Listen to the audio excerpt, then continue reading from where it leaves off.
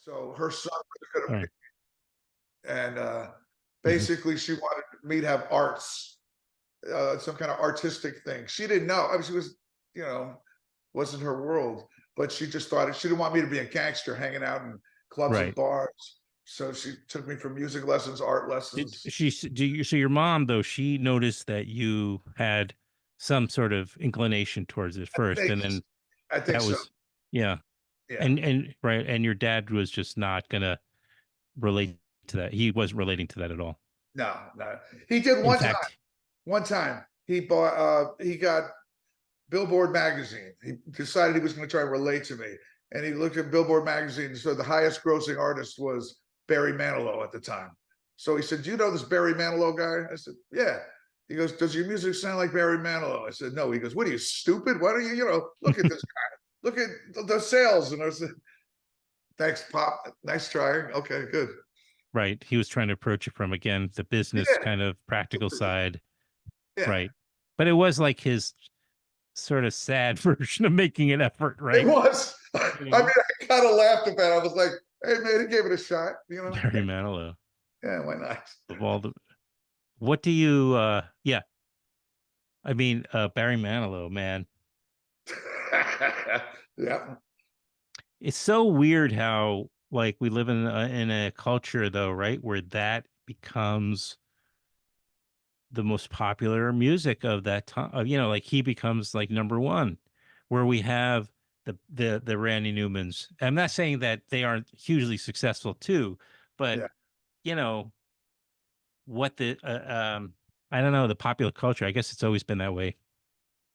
Well, sure, yeah, and like when I studied it, when I became like, when I heard this Randy Newman record, for instance, I mean, it wasn't about music business. It was just like, man, this is somebody that's saying something to me.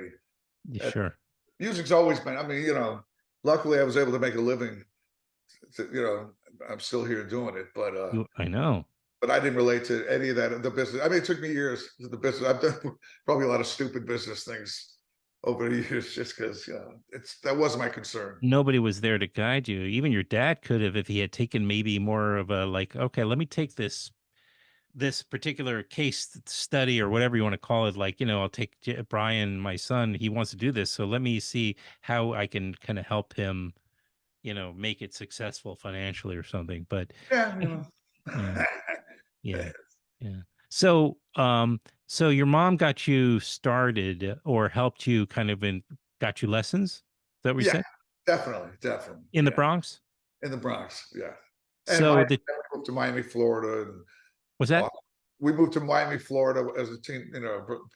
Miami, Florida, Austin, Texas, Oh, wow. Atlanta, Georgia. We moved all over the place, and How frequently are you talking about? every year or two we went somewhere else. Wow. Yeah. So, So here's a funny, ironic part of it is my mother was attracted to my father because he wasn't a gangster type. He was a businessman, and he was the biggest crook you can even imagine. That's why he moved. I found out later he was always one step ahead of the law, moving because he was always up to weird white collar crime. really? Yeah, yeah. So he was more of a gangster than any of my uncles in the Bronx. Yeah. What are you going to do? And he was good at, obviously good at hiding that, and he He was good at. was, man. He was a very secretive man, and to this day, I don't even know exactly what he was up to, but he was always a few steps ahead of the law. He never went to jail, but Did you yeah, so he was pretty swift in that way. Did you have siblings? yes, yeah, You have siblings? yes, three brothers and a 3 sister, brothers. and Oh, I'm the oldest. you are. Yeah, so But among you and your siblings, though, you never figured out more about your dad than he let on? we had suspicions. Yes, Sure. yeah, yeah. Some things better left unconfirmed, but When he died about, what is it, 6, 7 years ago, and I kept thinking I would have this moment with him where he would tell me, like I kind of threw it out there, like, he took all the secrets of the grave. That's Right. just, I thought I'd Yeah. have some kind of moment where he goes, something, I lived Because this life, you're you right. know, Because you have like that aspect to your personality, which is, looking for connection. And you do a lot of that through music, by the way, but you also do it interpersonally with people. You're a friendly, warm guy. And then, but your dad missed that. He had that, that was not in his but DNA. So no, that moment wasn't like important to him. no, It didn't see the point in it, yeah, he didn't, no, you no. know? Interesting. And, but your mom, was she more like available to you? Yeah, yeah, I think she's 91 now. And Amazing. she just moved back my father died in Florida, but we moved her up here 5 months ago, and she's back in New York. And it's kind of, she's in a senior assisted living place with, Where? uh, in Manhattan. Oh, In the she is. yes, yes, Is she enjoying that? she is. She went kicking and screaming. Yeah, right. Italian family that I came from. You don't put your parents in an old folks home. That was their. You know what I mean? Yeah, yeah, yeah. There's a lot of stigmas around that. Sure. Yeah, and I had to convey to her like, she's a social person, and she didn't know it, and now she's the most. They love her at this place. Yeah, right. Of course. They say And she's then like all of a a movie. sudden she has, go ahead. I'm Yeah, they sorry. say she's like a movie star because she's just got a big. She was the creator. I mean, she had to take care of kids, but she's a very creative, Yeah, charismatic person. Yeah, that's amazing. That's amazing. It's so great that I'm sure that was also a relief, by the way, right, to you and your siblings that she ended up. absolutely. Oh man, yeah. I mean, she was basically alone in Florida after my dad died. Nothing. And now she's just like I said, she's the belle of the ball. She Where, where was she in Florida? I just have, because I also have, family. Gainesville, Okay. Tom Petty territory. up Petty territory. Yeah, Got it. And your siblings, you have like four, five siblings? What? yeah, yeah. Are they any of them also in the music? They're all teachers. They're all teaching. Oh, that's awesome. It's kind of cool. Yeah, yeah. Especially because, like I said, my mother was not an educated person, but she just knew. So she pushed us and my dad too. Sure. Education as being something. And I was the first one that graduated from college in our Hmm. our Did family. you? And I mean, when your dad was around, did they get along all right, or was it No, hard? yeah, not so much. I'm sorry, and I don't mean to pry. I'm just No, trying to. it's funny. You Oh, let me years know. later, it's funny. I mean, to me, it's part of who I am. There's no doubt about it. I Hmm. rebelled against my dad and all his values and everything. So I mean, it's kind of fun years later. You know, uh, Yeah, yeah, yeah, sure. So, and then, all right. So let me get this straight. So you were starting to take music lessons in the Bronx as a teenager, right? Were you a teenager, yeah, or was it even further back? it was for probably 8, 9 years old. I was. Oh, so really young. Oh yeah, yeah, And then you got the itch then, or yes, yeah. that young? Kind of a classic thing, when to move around a lot. I was a shy kid where I was always the new kid. And that first time when you're at a high school party and I play the piano and people come around and I said, "Oh my God, wait a Wow. second, I have Yeah, something I could work with here." I mean, definitely. yeah, it was. That made a big impression on me. I think. Yeah, of course. So acceptance and Yeah, just yeah. And then it's also something that's in between you and people too. If not to get too Freudian or anything, but you know what I'm saying. Like also, like you got the keyboard there, which yeah, also kind of separates you also socially, so you can be the entertainer. That's sure, absolutely, yeah, so. And this was this in like the 70s. yeah, yeah. And did you what were you in the early lessons? What were you learning? Classical What, music, yeah. total classical piano. Right. And then like that's got to be it, right? You have to start with there. Like once you've mastered that or at least gotten like a real I don't know, it once it kind of um s- makes sense, I guess, you know. and you get it, and you know, like you just sort of figure it out, then you can move on to almost anything, I think. Yeah, I think so. That's I'm my glad I feeling did it. about I it. mean, yeah. I mean, I didn't know what I was doing. I didn't know that was, but ultimately it was a great foundation. Yeah, that's what I guess what I Yeah, mean to say. yeah. Like, I feel like once you kind of get that, that you can kind of almost learn anything, but you have to want to. That's the other part of it. Mhm. You know, Yeah. was there ever a desire to become like a classical pianist or? Um, when I went to school, I was still playing at San Jose State. I was playing classical piano for the first 2 years. Oh, wow. Yeah, and So most of your teens, that's what you were playing. yeah, You weren't playing like pop or like when I was jazz. 15, I started joining bands, and so they were two different lives, I and see. they were pretty much completely different. I'd go for piano lessons. I was in piano competitions, all that kind of thing, and then I'd go play, parties and things like that. In So I reached a point where I realized to be a serious classical pianist is a huge. I mean, the amount of work. yeah, right. There's no way I was going to do that. So That's it. yeah, I had to part ways with that. And then, of course, I could see why that would be complicated, especially because the piano ended up being this way of breaking into the social. You're so creating, helping to create a social life or smooth the way for you because you're moving around all the time, and you had to Absolutely. Yeah. constantly had to meet new people and kind of ease your way into social situations, which is really hard. And on the best of instances, but once you're like invited to something and you break out as the piano guy, you're automatically going to be like, you know, accepted and popular and liked on for that talent. I mean, I had a teacher that actually, I was, since we were moving around all the time, there was a part of moving around and the isolation of moving around that I was getting into fights all the time. That's all, I'd be a new kid at school and some guy would look at me. I said, man, I'm gonna have to fight that guy, And it was, I kind of had this, and I well, had a you were from teacher, the Bronx, and so yeah, you that was part of, I went there. If I had to go there, I would go there. I can I had imagine. a teacher in the seventh grade who said, he just basically turned me on to like literature, films. He just said, he saw that I was getting to fight, and he goes, "Look, you're not a thug. You're a smart guy."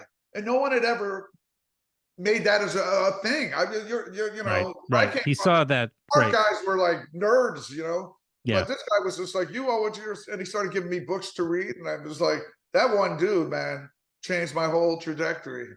Um, That's I but he know. did, Yeah, yeah, yeah, yeah. It's man, and then all your siblings are teachers. yeah, yeah. I So know. It always comes up. I mean, it's always a teacher that, well, I shouldn't say always, but it's typically, you know, like that one teacher, you know, who just saw something in you. It's tremendous. it was. I mean, I kept contact with him up until I was in high school. I would write him letters and just say, let him know Sure. how I was doing, things Yeah. like that. Oh, you love the guy probably, you know? I I did, mean, yeah. he And so I'll he tell you, saw that in you, that's something he saw right through you to your soul, which you didn't get from your parents. You know, you got other things from them. yeah, but I didn't. But I'll tell you, the door for me with him is he was the basketball coach, and so Amazing. I played basketball, so I was like, for a basketball coach to say read poetry and things, I was like, well, shit, the dude can play. He's got serious game. I went along with it, but I wasn't. I was kind of like, I don't know, man. I'll give it a shot.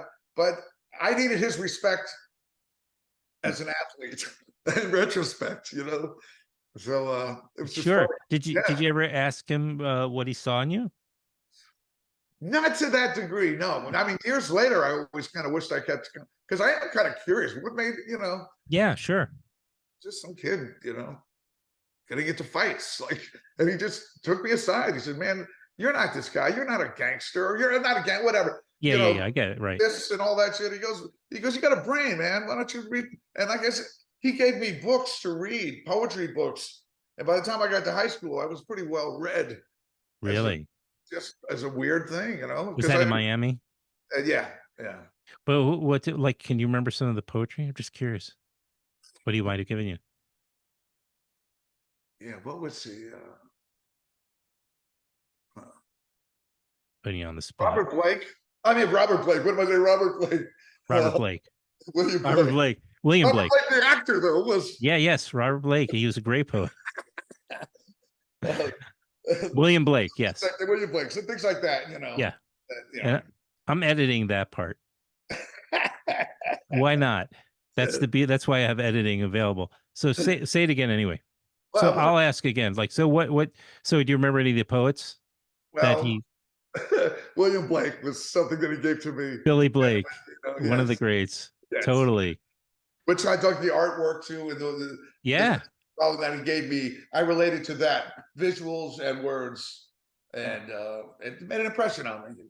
How And did you though maintain like moving from Miami to, like you said, Austin to Atlanta? How did you maintain the music, like the discipline and practicing? And did you still continue when you moved around, finding new teachers? Did you have how'd you do it?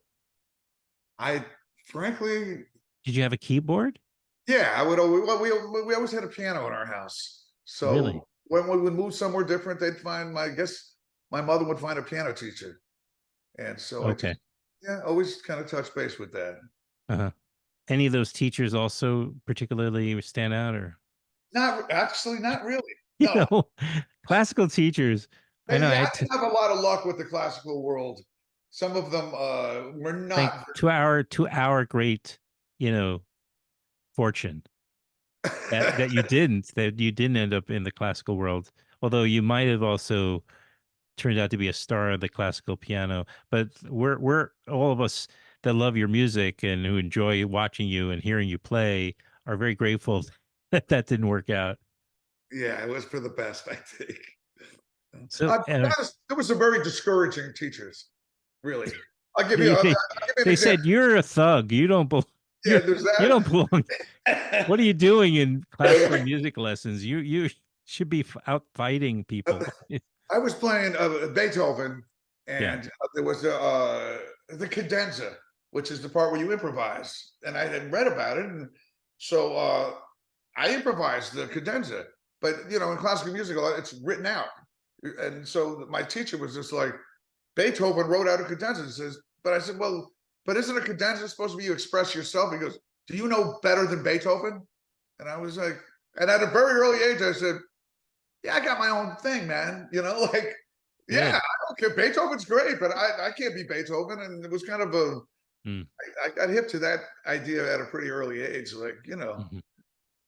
you're not going to make me into Beethoven. It just sounds ridiculous to me. So, Yeah. So talk about now, if you could, what you can remember from those earliest influences that were obviously coming in from rock, I'm guessing, and maybe some blues. I don't know. What were those? Can you remember some of those earliest influences? sure. It was, I saw a concert for Bangladesh, the movie, Yeah. I was a Beatles fan. And I saw Leon Russell and Billy Preston, and it Wow. just changed my life.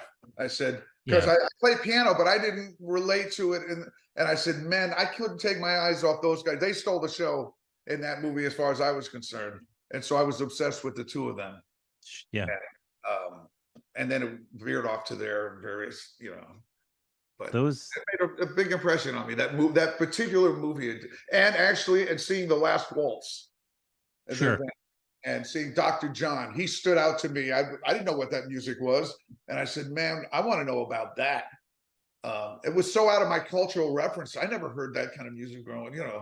I grew up with Frank Sinatra, Dean Martin. I didn't know Professor Yeah. Longhair, Right. Dr. John, all that kind of stuff. I didn't know You had about no that. control over the radio dial None. or the record player? I No. guess not. No. I mean, that's true. I mean, people don't realize just how steeped in like the Italian American culture families, like growing up in a family like that I in never in the boroughs, like yeah. there's no other, it's not like you had other options. You just, that was the milieu, that was the, culture what you grew up in. And it wasn't like you're thinking, oh, let me explore other things, right? Everybody, that's what they listened to. It was the soundtrack of your streets and of the apartment or the house where you grew up. Yeah. But I think it was like when I discovered that music, then then I started discovering music. Like I was just like, where Right. Leon Russell, like where he's got this bluesy thing that was really cool. Then I discovered blues and Hmm. country music through him, and Hmm. Billy Preston, gospel music and rock and roll, and then I sought music out. You know, I lived at Tower Records. I read Yeah. records and the liner notes and discover. Then it was off to the races. You caught the bug. Yeah, no doubt. Yeah, Which, and then you say Tower Records. Now I got it. Which city you're talking about? San Jose. San Oh, Jose stayed there at Tower Records, and I was San there. Jose. Yeah, So really, San Jose. yeah, Also, you really did move around. yeah, yeah. San Jose too Okay. was. This was All during four. Silicon Valley, the early '80s. Right. So there was the tech revolution, and I just happened to be there, and it was kind of an interesting time. How Uh, did that impact anything though in your life? I got really into electronic music and computers. Oh, It's just, really? yeah. I mean, people that know me these days don't realize, but I got very interested in the technical side of things, and Huh. it's somewhere in my back. It is. It's still there. But then I got into roots music and that kind of thing. But I was hanging out with some serious uh, tech heads at that time. Really? Oh yeah, This is the part where you never see it coming, It's this part of the conversation where something comes out of left field totally. So so you were around all these techie guys obviously growing up or this period of your time. I don't know, yeah. was in the 80s by now or what? It was the '80s, early '80s. Yeah. Yeah. So just socially you would get to know people, you met these guys and then you were had talent in the music and so you would just sort of the sense was like, what can we do together? Yeah, well, I brought my thing to the table, Yeah. like because I had an interest in roots music, but I loved people abstract electronic music. It just Hmm. and as we've talked some about film and film music, I That's got true. that too, and so that got into my personality. Right. Felt like are you like what comes to mind? I'm just trying to think of like maybe some composers that may have been playing similar type of things. Not like Philip Glass maybe, but Well, no, I was listening to Philip Glass at that time, okay. All right. and some other. Let me try to think of this. There were a lot of electronic music that was going on, Yeah, improvisation sure. I stuff know. in the West Coast. So Hmm. I was drawing on, and actually a lot of improvised music uh, that I was doing out there. You know, there were two things. I was the guy that I would play with, improvise with a lot of different musicians. I just happened to be a little more on the rootsy side of things, but Sure. we'd show up and play anything, make it happen. Yeah, yeah, yeah. So I'm wondering like how that part of your talent or your experience influences the rest of your music. Like does it help in terms of when you are just improvising? Yeah, I mean, anyone that knows me knows, especially that plays in bands with me. I'm very into spontaneity. I don't care what kind of music I'm doing. I like Yeah. to always throw some new. I'm always doing it. So I Yeah. never, I don't like playing the same thing the same way. It's, some people drives them crazy, but that's my person. That's just how I choose to play music. Right. Amazing stuff. This is really great. I mean, So, if you check out Garth Hudson, for instance, and his contributions in the band, he's a mhm, classic improviser. I've studied a lot of that music. He never okay. played the same thing the same way ever, and so I relate to that Hmm. quite a bit. Yeah. Well, I mean, the band, since you brought it up, and of course, you play you played with Levon, Yeah. and then now the Weight Band, which is an interesting, band to it's not a tribute band but it's you have original music, but it's like, how would you describe it then? I'm at a loss. Like, I mean, it's just a rock band. It's at its most sort of basic level, but how do you describe the Weight Band? Well, it started out As walking this line with the tribute band thing. I mean, we were playing music of the band, but we didn't want to be a tribute band. And then pretty soon, clearly, music, and also too approaching that music the way I came from, even playing with Levon. We didn't play it like the records. You know, I learned that music and I played, but I didn't play it like the record, and I still don't. hmm So that makes it a little different than a tribute band, which is fine if people that want to do that. I've got no problem with except that the audiences are the ones that always have the problem because they come to right. That's why you kind of probably had to get away from that label because it's like the people that are paying for those tickets, they go to the peer pretty much, you know, like a carbon copy of what the band was doing. And if that. you stray from that, it's It could uncomfortable be. for them. Yes, You it know what I mean? is. It could be Right? that way. They Yeah. really love that's the phenomenon of these tribute bands. I mean, it's I struggle with it because I can definitely understand why what they're doing and what they contribute. And there are like now venues that play like 90% of the time, as you well know more than anybody. This is their Absolutely. bread and butter. Yeah. Yeah. Because if you don't want to spend $1,700 on a Billy Joel ticket, you could see you could see the Billy Joel tribute, band or artist, right? Yeah, man. For Yeah. $30, Sure. nearby, you know. Um, but I just don't know. I wish that we could just get like, original music every night of the week, like, Well, I'll tell you what, like living in spending some time in Austin, Texas, like to fill in a gap that I just realized I didn't. My folks ended up moving, they lived in Austin, Texas once I was out doing my thing. So I'd go visit them. So I was familiar with Austin, Texas as a place to just I would go, and that's a totally. big music, uh Absolutely. original music place. It's Oh, about that I didn't know. original music, and Oh, you so it was said original, not digital. original music. Okay. So Yeah. Yeah. original songs, writing, being a songwriter, and so I picked up a lot of that from hanging out in Austin. hmm Did you ever write music? Oh, sure, Y- I'm writing all the time. In fact, I have a record that's going to be coming out that it was an interesting process. I just wanted to go in and just record some roots music because I hadn't really done a record like that. And then once I started going in, I started rewriting lyrics, rewriting chords, and then pretty soon they turned into my own songs. And so I'm going to finish it in the next month.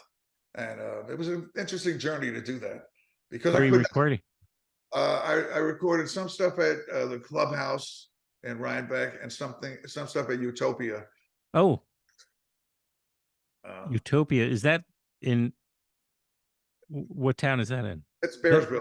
Oh, And, it's Bears. It is Bearsville. Okay, okay, that's what I thought. That's awesome. And you have like some friends on there. yeah, I'm basically, guessing. my guys that I started out that I played at Tinker Street Tavern, hmm Eric Parker, Carlos Valdez, and Ben Zwerin. That's a great band. Basically, they told me, they asked me to. I played a party there, and they said just put something together. And I called these guys. I heard about them, and then we just that gig has turned into that. I mean, we're playing there this Saturday. I'm doing like a I Mardi know. I saw. and but they're a great group of guys. It's a great community that I can, in fact, it's interesting that Eric Parker and I, because when I moved up here, a lot of people said, "Man, you should connect with that dude." And it hmm turns out we played on countless records together. We were never in the room together. Oh, that's amazing, right? Yeah, so sometimes we'll come up, man, you remember that record? We weren't in the room at the time, but we're on a whole bunch of records together. Yeah, So yeah, yeah.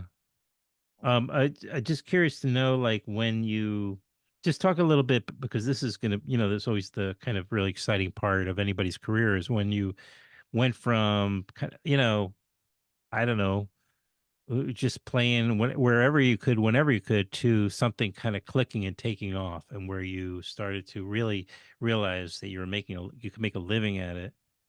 mhm. Um, and also, I want to know about how you ended up playing with Levon because I don't know that part of your history. Well, I did a lot of I was I guess doing a lot of session work in the city and And that was just over, like, just you Over know, time, yes, over time, just yeah, being playing lots and lots with lots of different musicians. The right. slow, that slow kind of evolution that happens with somebody who's obviously has a certain level of talent and then, continues playing and, meeting people and opportunities begin to arise, I assume. Sure, yeah. And so I met Jimmy Vivino Uh, uh, at sessions and gigs, and he called me one time and said, "Do you want to come up and play with Levon Helm on a Saturday?" I said, "That sounds like a fun thing to do." And so I went up there and I played. It was his birthday, it turns out. And, right. and then at the end of the night, Levon said, "Are you coming next Saturday?" I said, "I'll see you there." And Yeah. that was That it, was man. the right answer. It was just like that, and then it just turned into all these other things. So that opportunity. So and how did you meet Jimmy? We Just gigs and recordings sessions in the city. I see. It's basically like that. Yeah. Yeah, you start getting called in for gigs, right? Yeah. It's Yeah. That's a great. And what's like do you have any like I don't know, anything did you end up like on certain albums that really ended up meaning so much a lot to you and um Well, all the Levon eh, records were, you know, meant a lot to me because I bet. it really did. Yeah. And but I played on stuff. You know, I played on a BB King record that was his 90th birthday party, 80th birth. It's funny. There was a time I played on that, and I played a Les Paul record, and there were a lot of huge guest stars. So if you look at the liner notes, you'll see my name with everybody. It's like good resume stuff. But Yeah, I bet. but it was funny, a kind of funny thing. So I won 2 Grammys in that one year that I did both those records. And here's my little brother goes, he said at the time when he heard about that, he goes, "Do you ever play with anyone under the age of 80?" That's what little brothers are Not if you can help it.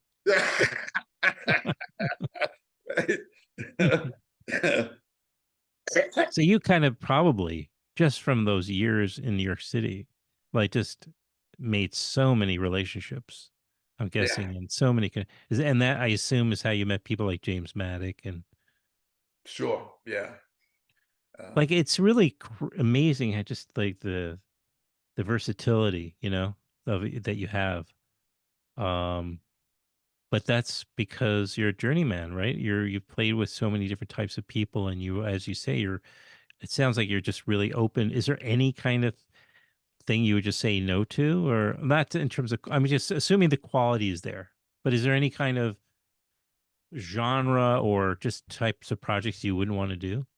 well, I'm very fortunate. I mean, I really You are.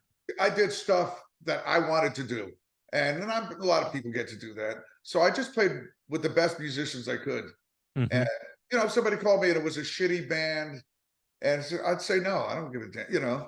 I mean, you know, I don't have 4 kids to support and everything like that, so I could just kind of keep freewheeling and doing what I do. But Yeah. I basically did, you know, music that I love to do, and I was able to do that for a long time. Um, Pretty much.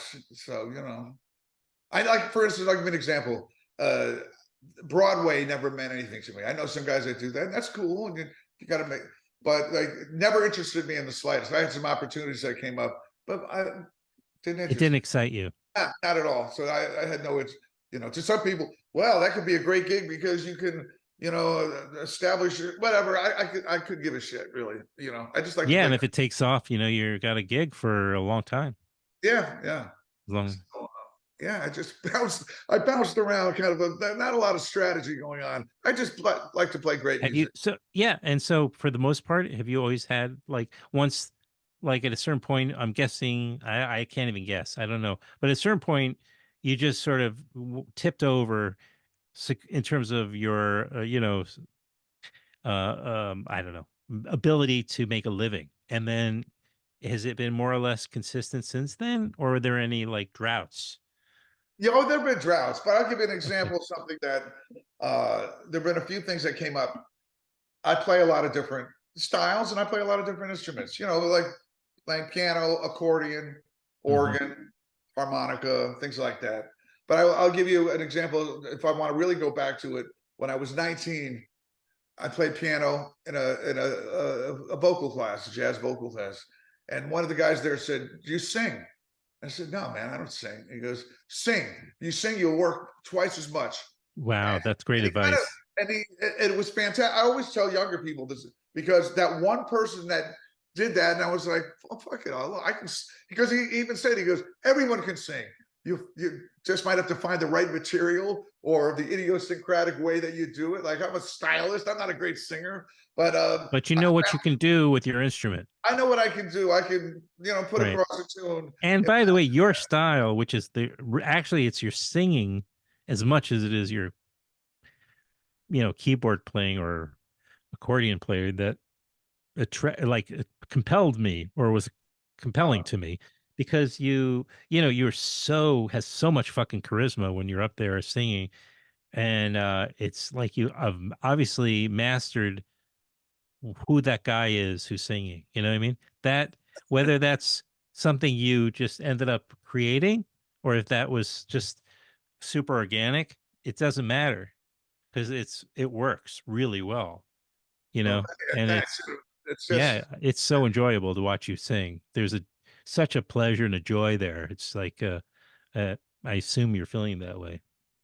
it's yeah. After all these years, I realize I do have something to offer. That's my own thing. You definitely do. So, but like Yeah, I I said, mean, it took that one dude, man, that one guy that said that, and I wish I could even remember who the hell he was. Just some guy. But I tell people that all the time. I said, younger, especially younger people, sing, man. If you sing, you have more opportunities. Or you play piano and you play accordion, you have more opportunities. Um, it's worked out. It's worked makes a out. lot of it's pretty it's pretty sounds like common sense, but it's sometimes you just need somebody to give you that nudge, I guess, that's funny. Yeah. You've had a few people in your lives that have given you some great advice. Yes. So there's a lesson for people that are maybe listening or watching. It's like when you are given some advice, don't just reject it out of hand. Like consider it. It's like obviously could be an incredible opportunity. You know, amazing. I'll give you an example of something that happened with me. Uh, Please, when I was playing with Levon, I had this circuit, dude. I was going to Italy a bunch of times, and I had my I own music remember. thing. And but then Levon was at the time, his voice was going, and so we were all trying to chip in and sing some. So I had this Italian thing I was going to do, and I told Levon, I said, man, this thing came up, but I said, if you need me, I'm there for it. He goes, "Bro, I really need you." So I had to cancel this Italian tour, and I didn't work in Italy for like 15 years because I mean, I did what I thought I had to do, and Sure. and so I screwed up, let's say, a certain kind of thing. But it's interesting after I didn't work for 10 or year, I blew all those connections I had. And then I'm just sitting in a bar one time, and James Maddock, who I knew as a friend, but I didn't really know. He said, I don't know if you'd be interested, but I got this little gig in Italy I'm doing, I don't know if you'd be. And I said, what? And that was 5 years ago or something like that. And I've been going there twice, 3 times ever since then. It was just kind of nice to like come full circle. Like I did the right thing that I needed to do at the time, but God damn it, I still got to go to Italy. So, you know, Right, exactly. That's beautiful. You come full circle. Yeah, I noticed that I forget how he did it. And then Willie Nile is also, doesn't he go there also? yes, he does. Yeah. It's the whole thing going on in Italy, folks.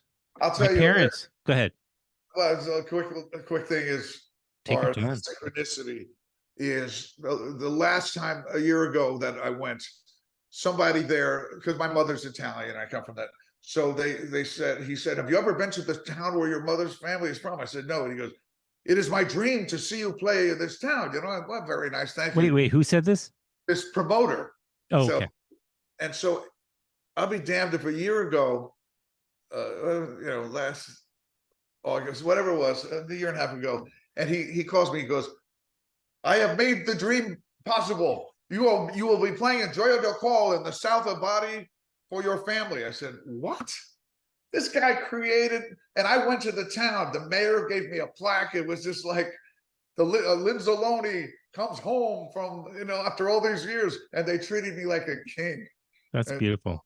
it was really and as I'm playing, I finished playing, and there's fireworks going on. I said, "What's the occasion?" They go, "It is for you. You have come home." And then the fire. I was just like, "This is like a dream." You're like, I don't know.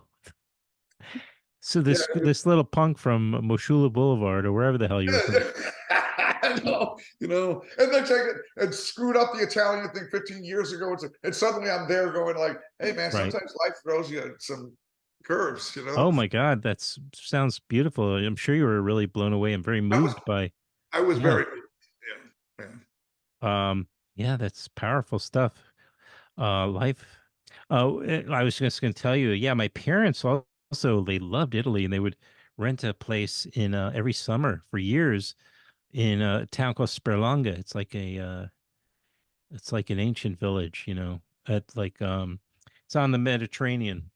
Uh-huh. I guess it's near the Amalfi Coast, not far from there. Oh, okay, yeah, yeah. It's not too far from Rome. Like, less than an hour probably from Rome is my drive. But they would go there like every summer because they just loved being there and they loved the Italians, Oh man, yeah, the yeah. people. And I visited them a few times when they did that. I was there a few times. I just love those trips, you Well, know. the stuff I do with James Maddock, we Mhm. play smaller towns. Right. Little festivals and little Yeah, like evenings where they're like everybody comes out and right, they pull up their chairs exactly. outside of the piazza, whatever. And Yeah, that's not like playing. You tour the world. Sometimes you'll play these major plays. You might as well be anywhere. But when you go to these smaller towns, you really feel connected to the culture. sure. Right. It's We're going back beautiful. there in May. In May again. Oh, that's great. Something to look forward to.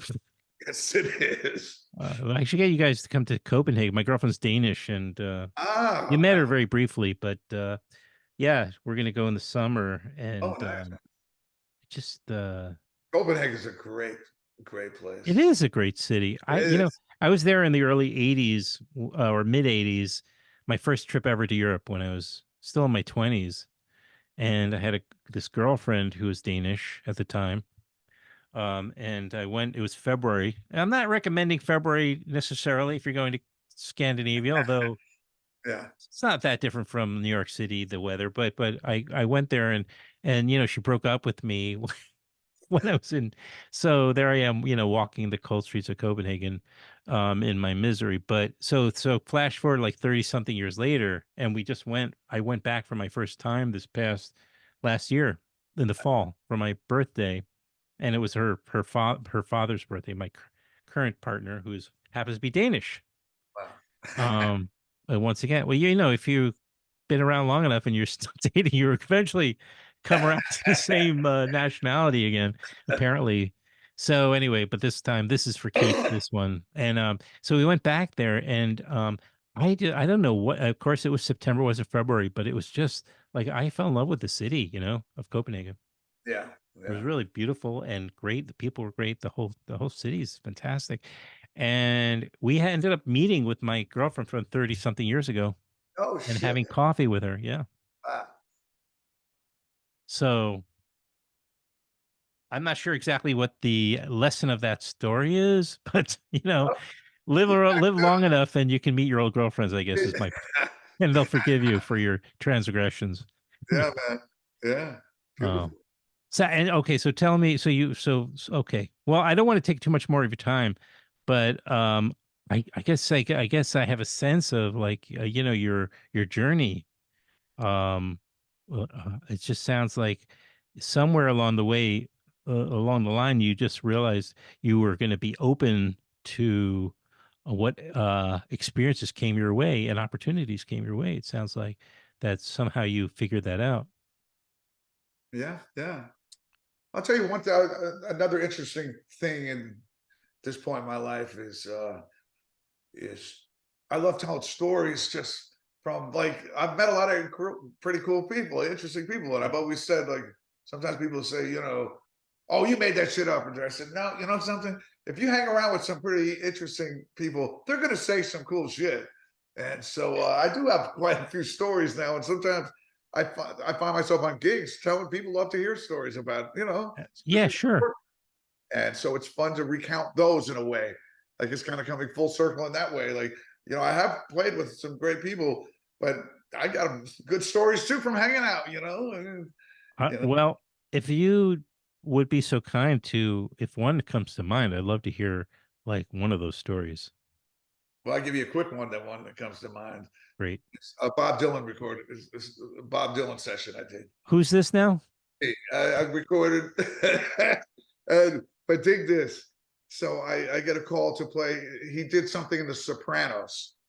He sang a Dean Martin song, and it was like a Oh, featured thing. And so even when I did the session, I played accordion on it, and it's him doing Dean Martin. It was surreal. It was yeah. bizarre. I mean, it's truly bizarre.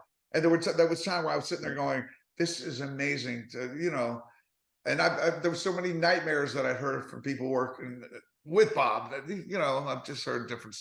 But I had the best time. I mean, it was just incredible. And part of it was, I think, when I was first approached, they said, "Don't look at him, don't talk to him, don't do all this kind of." I was like, "Well, shit, man. I'm going down in flames. It's not in my nature to, I mean, I just tried to be myself, and uh, Uh-oh. yeah, that could go a lot of different ways. It actually worked out good though, because I think at one point I even I guess definitely not supposed to touch him. And I was like, "Bob, yeah," when I kind of hit him like, and he goes, "Yeah, man, all right." And he kind of gave me a little thing back. And um, but the funny thing, so here I am, so it's on The Sopranos, and my family in the Bronx town, they don't know anybody that I played with ever, but The Sopranos they know. And so, so I do this thing, and it's, but to them, they're like, "I don't know who this guy that's trying to sing like Dean Martin, but he's terrible." It's good that you have work, but you know, Yeah, uh, but your association with the Sopranos for your family, of course, was everything. yes. So, and the Dylan, I'm a Dylan fanatic. So to Dylan, Uh, from Dylan to like the Sopranos and all, it was like the perfect in my life. I Convergence. feel like everything, it was a convergence. Like, You're right. Everything came together in that opportunity. That's fantastic.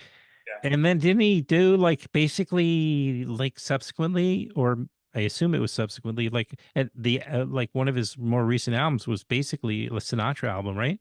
Yes. And so I feel like I was at the precursor to all that. Right. That makes sense. Yeah. Maybe it was probably was that like recording that song that inspired him to. Could be. I mean, Hmm, it could be, yeah. But yeah, and here's the little, like, again, I could go on and on about this one session, love it. but at one point he was having trouble. The third verse is in Italian, and he's Oh, just butchering it. It's terrible. And so someone said, we need a translator.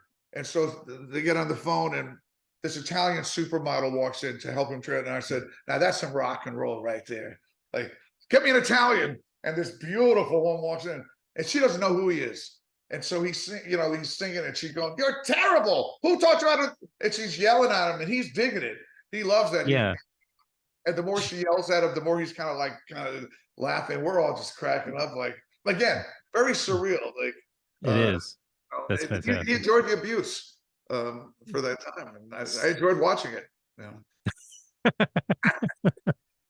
Well, that has to be the top of the in a way, like the you reach the mountaintop with working with Dylan It, and then and Levon, right? yeah, yeah, sure. Um, and it did feel like, again, a convergence, like to be from the Bronx, to play the accordion. Dean Martin, I grew up with Dean Martin. That's what I grew up with. Right. Sure. And here I am playing Dean Martin with Bob Dylan. I said this to one person. I don't mean it to sound arrogant, but I was the perfect guy for that gig. I'm I sure you was were. I was just like, man, I relate to it on every level. And Yeah. Right. Well, think about all the other accordion players called in to do a Dean Martin song that would have been put off by the fact that Dylan was doing it. I could But be, but you were like, no, this should totally happen. He should be able to try to do this thing. And it doesn't have to be perfect. You know what I mean? Yeah. it's art. Now here's the when we talk about perfection. So we played this song 15 times, and there's a cadenza, accordion cadenza at the very end. It's out of time, and I bring everyone in. Return to me, man. And so Mm-hmm. 14, perfect. The 15th time I go, and I flub the note. And then, so he chooses that take. I said, Bob, I could overdub it. You know, and he goes, no, why would you do that? And now when I hear it, it's a little bit of a flub, but it's got character to it. And Sure. but I learned a little something like, you know, it was too perfect every take. He I liked the see. one where it had that little thing. And I said, man, That's what that's why makes he's it. Bob Dylan. That's why he's Bob Dylan, you know? Yeah. Well, and there was another thing too. There was another area. We did a few songs because he got inspired. So we did a Hank Williams song that was on another record. But one of the things he played, and there was nothing going. He would sing, and nothing went on because they said, "So are we going to overdub a solo?" He goes, "Why are you going to overdub a solo?" And the producer said, "Because nothing's going on." And he said, "Well, what's wrong with nothing, man?" And I said, "You're Bob Dylan, God damn it! What's wrong with a little nothing?" And so, yeah, That's from amazing. yeah. Again, you work if you're going to work with Dylan, he's going to do some interesting stuff, whether you like, you know, whether you like it or not. He's a he's, he's got a special way to view the world. What are we Yeah, going to do without Bob Dylan in the world? man, I'm How still a huge fan. You I'm know, not even sure that there is such a thing as a world without Bob Dylan. man. Yeah, I know. He's yeah. Yeah, he's Bob Dylan, He's still doing incredible music, whether you like it or not. right? He's still Yeah, he's still relevant. He's not repeating himself. He's still living an artistic life. He's still I right. agree. He's being Oh, authentic. absolutely. He's still authentic. It's not all about everything being perfect and successful as we know. So it doesn't matter. It's a matter of the journey, Yeah, yeah. you know? Yeah. Uh I was gonna say something about that. Um just like yeah, he I guess his first I was born the year his first album came out. So I know every time they say, Bob Dylan's 60 years, I'm old because I'm 60 years old. I'm Oh right man. there. Yeah. Now it's 61. His Me first too. album came 61. out. Oh, 61. you are? Yep. Yeah. Oh, so you were born in 63? 61. Oh, No, wait, you were born in 61 or you are 61? I'm born in 61.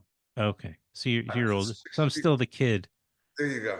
At some point or other, I don't know, did you experience this like where you're always the youngest in the room? Absolutely. I was the youngest musician for a long, Always, right? always with the older cats. Right. And then overnight Yeah. Yeah. it flips. Well, we have this kind of thing going now where, you know, the midnight ramble, the ramble thing Yeah, that, yeah, yeah. um, At Levon's, yeah. yeah. Well, it turns out, I guess I'm the old guy now. Oh, so Instead you're of still playing that? I'm still playing it. Yes, All right, maybe I should come to it then. you should. But some of the guys had to sort of that are no longer doing it. They were like, "You're next. You're now the old guy. They're going to get rid of you next." And I'm like, I don't think like that. Or I mean, to me, it's still, you know, whether Yeah. it happens or not.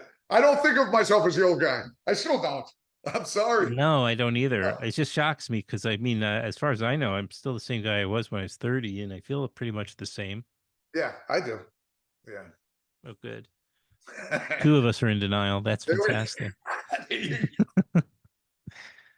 a beautiful denial's a beautiful thing. It is Take advantage of totally OD on that shit. it. I realize, considering all that you've done and you've been through, and all the different people you've worked with, that you know, we'll barely we've barely scratched the surface. But I feel like all right. Well, this was a good start. Maybe we could do a part two at some point. Love to anytime. I really appreciate your making the time, and you know, yeah, I really appreciate your making some time. So wait, so lastly, the studio you're sitting in, but it's not part of where you live, right? It's a separate place. It's now where I live. Oh, it is. Yes. So you Yeah. also live in the same space. Yes. Now I do. Yeah. Okay, it's all I on. was living with my girlfriend at her place. That's what brought me up there. She hated Brooklyn, Yeah, and we got a place, and she said you can have the basement if you feel like doing some music. And so I started coming up here more and more. And then I started bringing more instruments, I see. um, and then we reached a point. Well, a few things happened. One, the basement keeps flooding in the old place, and I was like, I got to get out of there. And then a little bit was, you know, my sometimes getting up at 2, 3 in the morning, or not going to sleep and Right. playing. I don't Yeah, care yeah. how cool she is.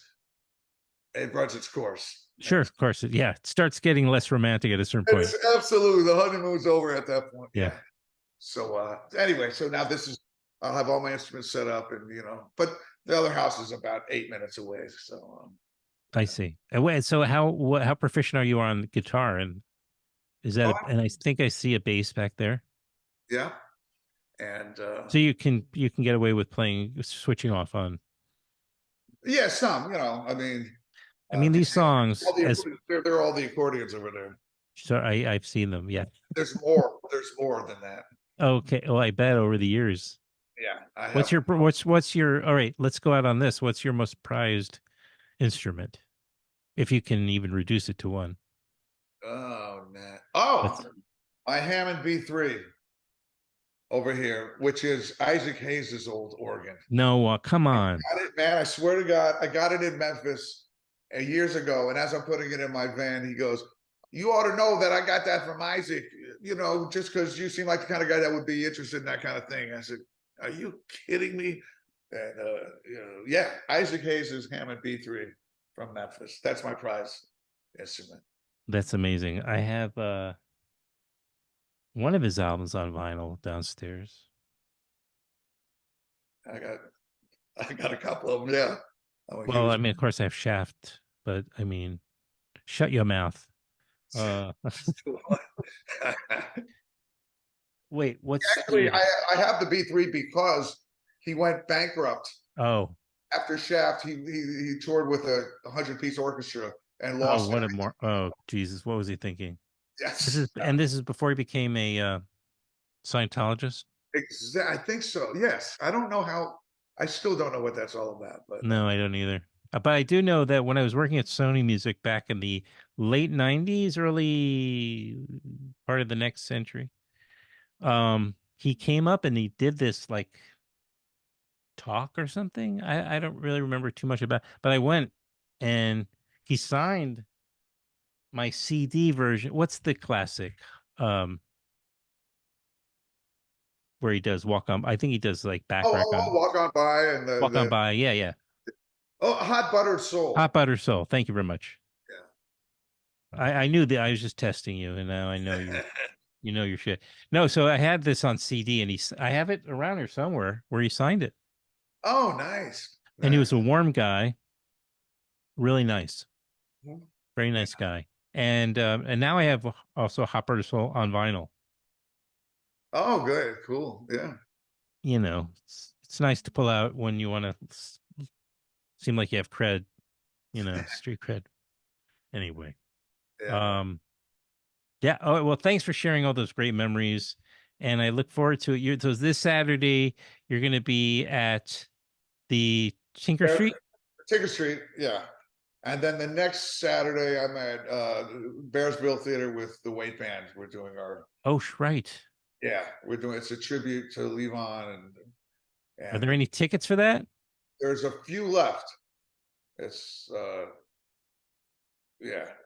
My son's coming in again. He was just up here. That would be fun to bring him to something like that. That's a great theater too. It's gonna be fantastic. I think it's gonna be really cool. It's the first time we're playing. Yeah. Yeah, Okay. yeah. All right. And then, of course, the Ramble. Yeah, We'll send them to you have a website, right? yes, I do. BrianMitchellMusic.net. Something like that. People Yeah, can Google it. yeah, you can find me. Yeah, Fantastic. I just heard my Spotify thing account is no longer there. I What do have you no mean? idea. Not your account, but I have, your it's material? yeah. I didn't, somehow it disappeared. Maybe a credit card snafu or something like that. Anyway, But you're uh, talking about the music that you have up there that you have yeah. to, why do So you have to pay for somebody music to told. be So I don't know. I don't. I'm a little outside of my comfort zone with this right, kind of. right. I Somebody just understand. told me you can no longer get my stuff on Spotify, and I just the other night I looked it up. I was But like, what the, shouldn't they're paying you, I know almost nothing. I almost mean, nothing. I I mean, mean, you're gonna make, pennies, but you don't need to give them a credit card, right? To get unless they're putting money on it. I don't even know what the hell happened All right. So if you're here, if you're listening in, maybe you can give some advice how we can fix this problem. there. Have pity on Brian Mitchell. Yeah, please. All right, Brian, you're the best. I appreciate People it. Thank should. you so much. I really enjoyed it, and Well, I hope so. I mean, you know, it's kind of getting late. I mean, well, for a yeah, working musician, I suppose, but got to be at the radio station you know, in the morning. I And hear I'd you. love to have you back at some point. You've been there now a couple. How many times? You just one time with James? That was it? And then with Jim, That's what I thought. That's right. That's right. You came back. yeah, We'll have you back in there as soon as up you to know, as soon as possible. cool. But that's great. All right, man. Thank Have you a so great much. Yeah, and have a great show at the Tinker Street. I'm going to try to come by. I'd love to go to that Bearsville show. If I could put you on the list, I can look into it. I don't know what All right, this. we'll see. I know I wasn't even trying to apply. I was just kind of thinking like just in general. But if it's possible, that would. I'll look into it. Yeah, let me see what's All right, happening. see if it's totally no bother. I'll do it. I don't want to ever be a Yeah. nuisance. Certainly not.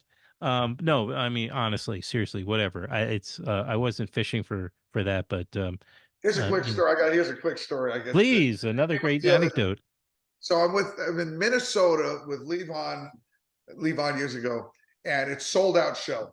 And so I'm outside in the alley. I was, whatever I'm doing, smoking or something like that back then. Probably. And these kids are hanging out. I said, and they said, well, we couldn't get into the show. And I said, well, you ought to, they're a bunch of kids and they're in there, so I said, yeah, come on. And I took them in right off the street onto stage into like the guest VIP thing. It was just a cool thing. Like I kept thinking to myself, if I were those kids and like the performer, so it was kind of fun to do it. And they're Of sitting there course. the whole stage and they're like, like You that. gave him a yeah. You gave That's him a it, great. yeah. Thank you. I thank you for doing that. I'll say that for them. No. I mean that's your mensch, of course. That's fantastic. Like you gave them a great memory. So Yeah. All right, so I'll stand out in the alley with my cigarettes. there you go. All right, man. My comfort zone right there. Yeah, you want to go? Come on, let's go. Let's bum rush the goddamn thing. All right. Awesome. All right. Well, we're now friendly, so we'll stay in touch. And All right. if that turns out to be a thing, maybe we'll be able to come. But either way, I love talking to you. Thank you so much. Been Yeah. back at you. So. Thank you. Oh, actually, my son did see you, by the way, because I brought him Oh, to I remember? did bring him Yeah. to the Tinker Street at that time, and he got to hear you play. Yeah. It's going to be fun. It's going to be, like I said, Mardi Gras music. It's Mardi Gras week. Right. Fat Tuesday, Mardi Gras is actually my birthday. So it's going to be a whole, this. Come on. Yeah. Fat Tuesday is my birthday, February 13th. So. Fantastic. Yeah. So I'm Happy celebrating. birthday. Yeah. Beautiful. All right, man. All right, man. Get a good I don't know. You're probably going to work on some music as well. Yeah, I mean, check it out. Yeah, I got more stuff to set up. So Got it. all right. Enjoy that. Enjoy it. Thank you so much. All right. I'll talk to you later. All right.